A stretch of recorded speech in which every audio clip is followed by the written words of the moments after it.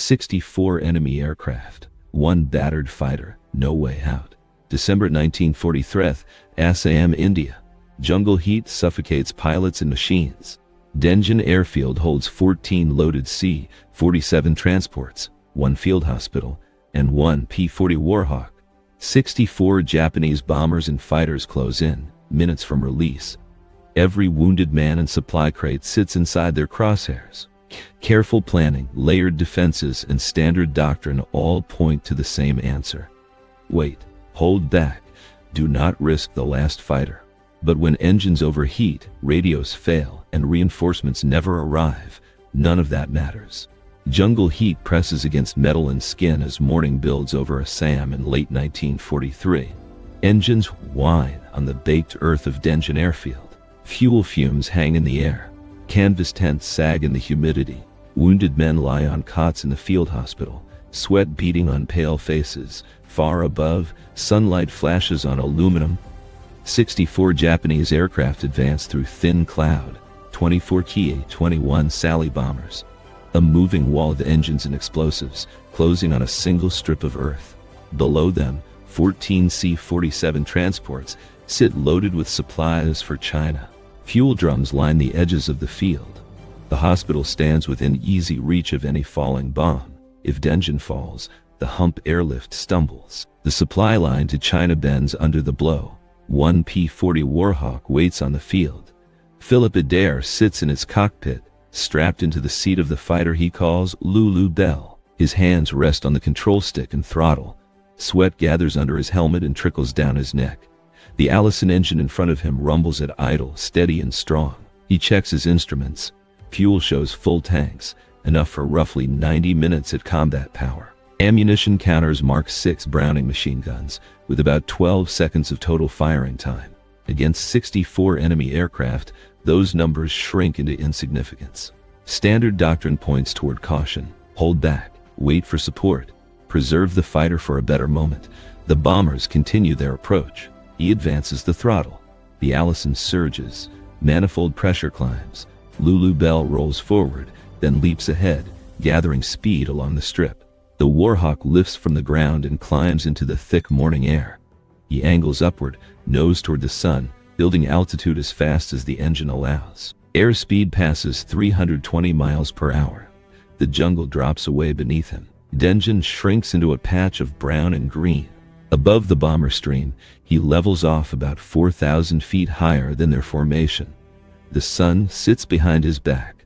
Below, the Japanese formation moves at about 240 miles per hour, steady and confident. The Oscars weave lightly around the bombers, loose guardians around the heavier machines. None of them look up into the glare. The lead Sally bombers hold tight discipline. 2 V formations of 3 aircraft each, wings almost overlapping, noses pointed straight at Denjin. Adair rolls Lulu Bell inverted. The horizon flips. The bombers hang beneath him, lined up like targets. He pushes the nose down into a steep dive. Airspeed climbs past 360, then 380. The engine screams. The Warhawk becomes a falling weight. Gravity and horsepower fused into one plunging mass. At about 800 yards, he squeezes the trigger. 6 Brownings erupt. Tracers streak downward, bright threads in the haze. The stream converges on the lead Sally. Fabric shreds along its wing. Metal flashes as rounds punch through thin skin. The port engine bursts into flame. Black smoke pours from the cowling. The bomber lurches sideways. The tight V formation shatters as pilots react to the sudden destruction at the front. The first Japanese formation breaks apart in a single pass. Adair hauls back on the stick. About 7 GS slam him into the seat. His vision narrows at the edges. Lulu Bell claws upward, rolling right as he tries to regain altitude. 40 Oscars now move to kill. They dive toward him from above and ahead. The Ki-43 is light and agile, deadly in a turning fight. Its butterfly flaps let it pivot inside almost any opponent. The P-40 is heavier, faster in a dive, and tougher. If he runs now, the bombers will reform and continue toward Denjin. He stays. 4 Oscars approach from his high left. Their wings rock as they line up. Adair rolls left, nose lifting, and fires a short burst. His rounds pass high. The lead Oscar breaks right, its wingman following. He reverses, diving away to keep his speed. 2 more Oscars drop from above, closing fast. At about 400 yards, he pulls into a climbing left turn and fires again. No visible hits. Ammunition ticks away. Roughly 800 rounds remain. At his current firing rate, that means about 6 serious attacks. Behind the fighters, the bombers struggle to regroup. 3 clusters of 6 begin to form again, drifting back into order. Their course still points toward Denjin. Their release point lies only minutes ahead. Adair levels out and shoves the throttle to the stop. Lulu Bell dives again. 8 Oscars latch onto his tail. The Warhawk accelerates to about 405 miles per hour. The Oscars fall behind, unable to match the dive speed. He drops to bomber altitude and swings toward the right-hand Sally formation. At about 300 yards, he fires. Tracers walk into the lead bomber. The right engine explodes in flame and debris. The bomber yaws violently. Its wingman shears away. Formation discipline collapses. He kicks left rudder, skidding Lulu Bell sideways. His sights drag across another Sally. He fires again. Rounds punch through the thin skin. The Ki-21s carry no armor plate and no self-sealing fuel tanks. They remain lethal if they reach their target, but they cannot absorb punishment. 12 Oscars close in behind him. Fuel shows about 162 gallons. Ammunition drops to around 650 rounds. The bombers sit about 19 miles from Denjin. Roughly 4 minutes remain before effective drop range. The liquid-cooled engine depends on steady coolant flow through the radiator beneath the fuselage. At combat power, the system runs near its limits. Normal temperature sits near 210 degrees. The gauge climbs past 230. At 250, the engine will fail. He can reduce power and preserve the engine.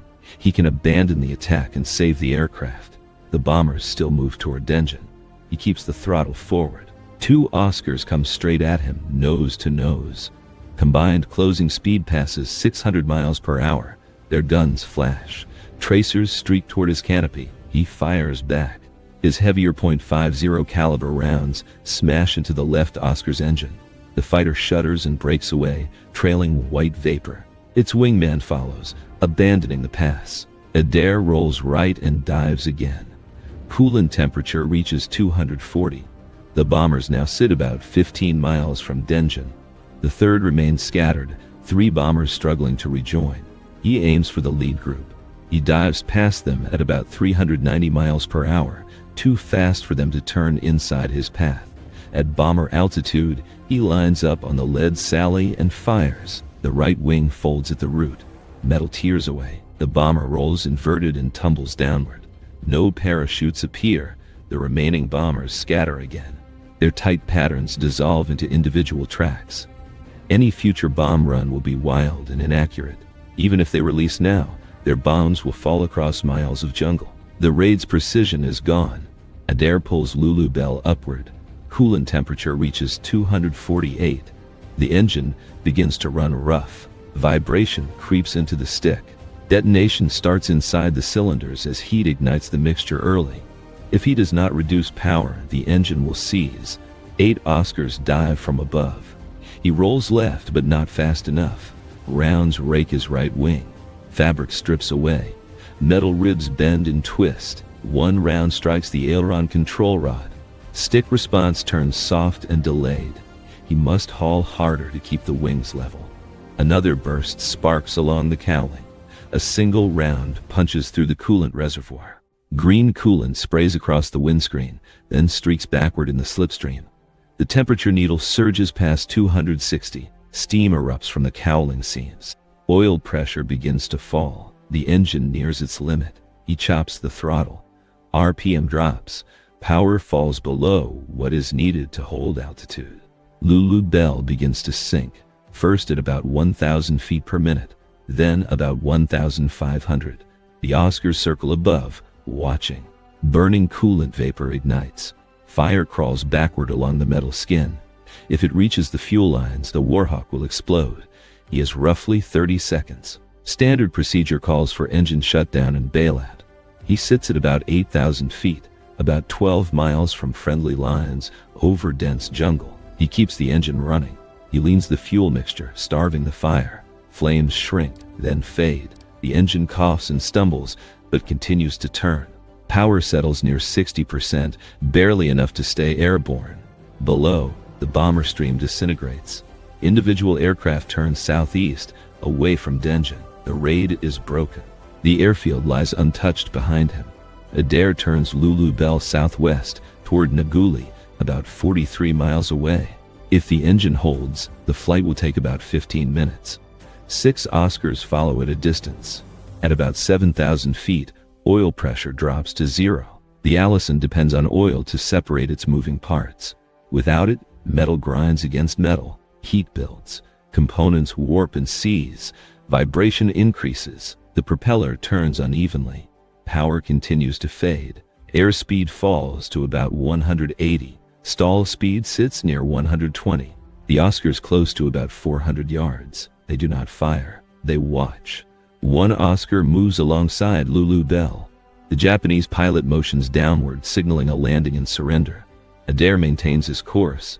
At about 6,000 feet, smoke fills the cockpit, not from the engine, but from damaged electrical wiring behind the instrument panel. Rounds have severed cables and scorched insulation. The smoke burns his eyes and throat. He slides the canopy open. Hot wind blasts through the cockpit, clearing some of the haze. Breathing remains difficult. Airspeed drops to about 160. The Oscars drift back. To them, the American already appears doomed. The engine will fail. The jungle will finish the job. They circle higher, watching. At about 4,000 feet, the right aileron cable snaps. The aileron flops uncontrolled. Lulu Bell rolls right, nose dropping into a steep dive. Adair pulls back on the stick. Nothing changes. Elevator cables are damaged. Pitch control is nearly gone. The nose stays down. Airspeed climbs past 200, then 220, then 250. The jungle canopy rises toward him. Impact appears certain. He rolls Lulu Bell inverted. Negative G presses him against the harness. Blood surges into his head. His vision reddens at the edges. The fuel system, designed for positive G, struggles to feed the engine. The Allison coughs, sputters, then catches again. The nose rises. The descent slows. At about 1,200 feet, Lulu Bell levels out, still inverted, holding about 140 miles per hour. He maintains the attitude for roughly 40 seconds. Airspeed increases slightly. The Warhawk begins a slow climb, upside down.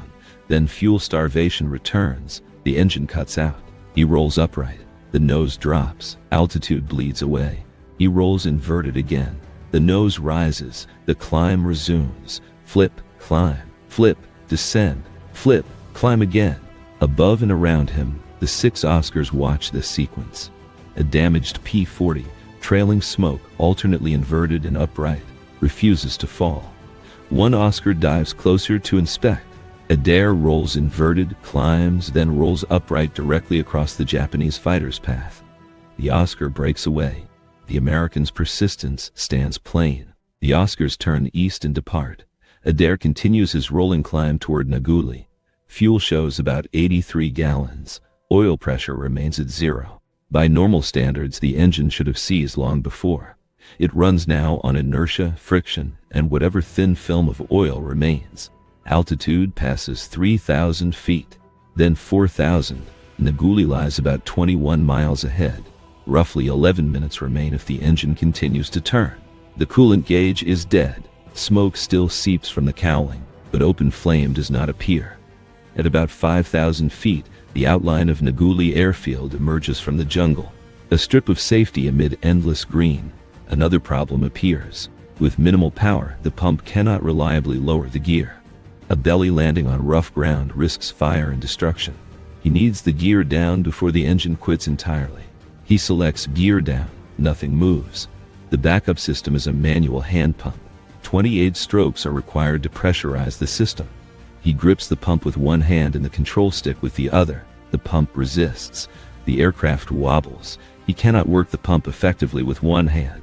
Letting go of the stick means losing control. He threads his lap belt around the stick and cinches it tight. The improvised restraint holds the stick roughly centered. Not perfect, but enough. He grabs the pump with both hands and works it hard. At stroke 23, resistance increases. At 28, a heavy thud echoes through the airframe. The left gear leg drops into place, then the right. Lulu Bell now drags more air.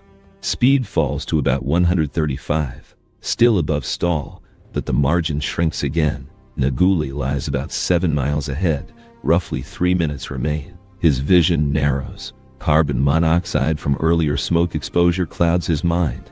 Fatigue and fumes combine. He forces his focus back to the instruments and the distant strip. Engine temperature climbs beyond 310, far past the red line.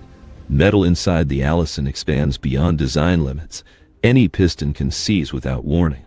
About 2 miles from the field, the engine finally quits. The propeller slows, then stops. Lulu Bell becomes a glider. In clean condition, the P-40's glide ratio sits near 8-to-1 from 2,000 feet. That distance would cover about 3 miles. Battle damage increases. The real glide ratio now falls closer to 6-to-1. The runway lies about 2 miles away. He rolls Lulu Bell inverted again. An inverted glide reduces drag and stretches the distance. At about 1,800 feet, about 1 mile from the runway, the Warhawk hangs upside down, gear down, smoke trailing, sliding toward the field. On the ground, a crew chief watches through binoculars. An inverted P-40 with gear down and smoke trailing approaches the field. To him, it looks like a Japanese aircraft. He runs for a machine gun. Others follow.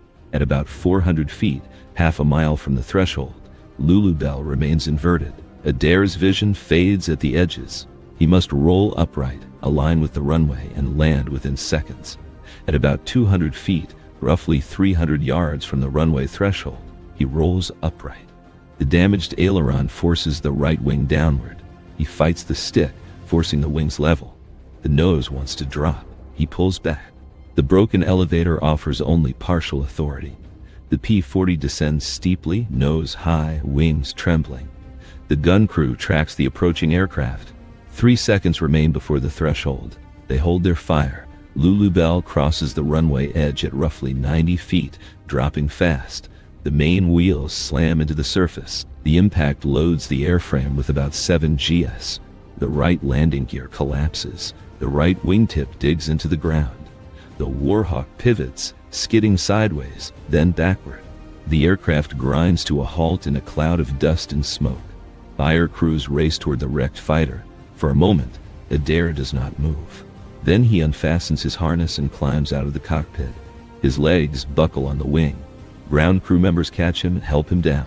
The Allison engine inside is destroyed. Pistons have seized. The crankshaft is warped. Coolant residue coats the interior. Oil has burned away. Lulu Bell will never fly again. They count the bullet holes. 16 in the fuselage, 7 in the right wing, 4 in the left. Control cables are severed. The hydraulic reservoir is punctured. Electrical bundles are shredded. The aircraft stands as a ruin. Intelligence reports confirm that all 24 Japanese bombers turned back without releasing their loads on the target. No bombs fall on the transports or the hospital. 14 C-47s remain ready. The hump airlift continues. 3 days later, Adair describes the engagement. He recounts the initial dive, the repeated attacks on the bombers, the engine failure, the inverted flying, and the final landing at Naguli. Flight surgeons test him. Carbon monoxide levels in his blood remain high. Under normal conditions, he should have lost consciousness. He remains on flight status. On January 8, 1944, Philip Adair receives the Silver Star. The citation records his gallantry and his refusal to abandon the mission. He flies 95 more combat missions. He becomes an ace. The Burma Banshees, his unit, continue operations across the theater. Their skull insignia appears on P-40 noses from India to Burma. The P-40 never matches the later fame of the P-51 or the P-47. On paper, it is outclassed. In the hands of pilots like Adair, it proves something else. 1 pilot and 1 battered Warhawk hold back 64 enemy aircraft. On that morning over Assam, the numbers do not decide the outcome. The airfield survives. The supply line holds. The wounded at Denjin live to see another sunrise. The transports continue their climbs over the hump. The story of Philip Adair and Lulu Bell passes into squadron memory, then into written accounts. It becomes a reference point for ingenuity under pressure and endurance beyond normal limits. The Burma Banshee's skull still appears in faded photographs and surviving aircraft art. The grinning emblem marks a time when a single determined pilot, in a damaged and aging fighter, holds back a storm of steel and fire. The legacy of that day rests not in the wreckage of Lulu Bell, but in the unbroken runway at Denjin and the unbombed transports waiting there. One man, one machine, and a decision to keep fighting when every gauge and every calculation says stop.